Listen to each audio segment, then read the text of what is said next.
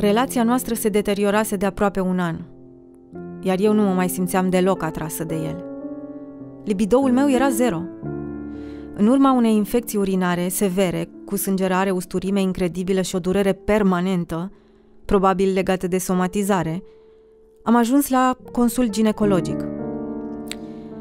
Am fost depistată cu HPV în fază incipientă, cancer de col. Nu vă pot spune în ce stare eram. Chiar dacă aveam dureri și nu puteam nici măcar ieși la baie de durere, el insista să facem sex. Insista atât de mult, repetând că eu sunt femeia lui și că el are nevoi, încât cedam. Se urca peste mine. Ochii mi erau ațintiți în tavan și îmi curgeau lacrimile. Mă rugam în gând să termine cât mai repede ca să scap. Am scăpat doar când am plecat și am divorțat. Am înțeles mai târziu că ce am trăit pe pielea mea se numește viol conjugal. E atât de greu de demonstrat, de înțeles, de povestit.